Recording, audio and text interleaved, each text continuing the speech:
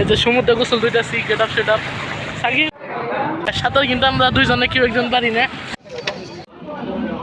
Hello guys, আসসালামু আলাইকুম, welcome to my YouTube channel. আজকে আমরা নতুন একটি ভিডিও নিয়ে এসেছি আপনাদের সামনে।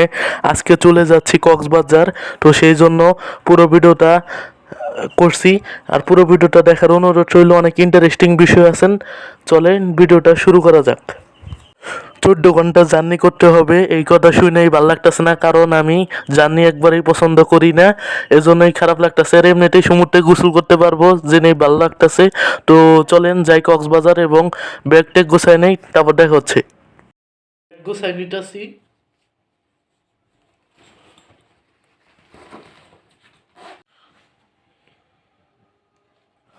বাসে উইটা পড়ছি, তারপর খাওয়ার মতো কিছু চিপস নিছি, যদিও আমি বাসের মধ্যে কিছু খাই না, তাও এমনি নিলাম।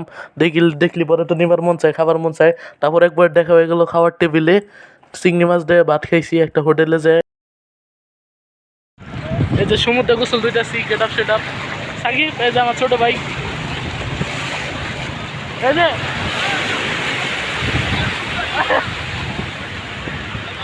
টাকা কক্সবাজার পায়ে মানে সমুদ্র পায়ে আমার ভুলে গেছে। খালি একা একা সাঁতার কিন্তু আমরা দুইজনে কেউ একজন পারি না, বাট পানির মধ্যে নামতেছি সাহসেই। এই যে দেখেন,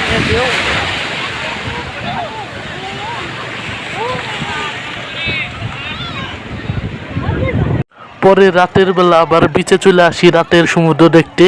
এদিকে আবার কক্সবাজারের বাজারগুলো দেখতেছিলাম ঘুরে, মানে মেলার টাইপের এদিকে দেখতেছিলাম।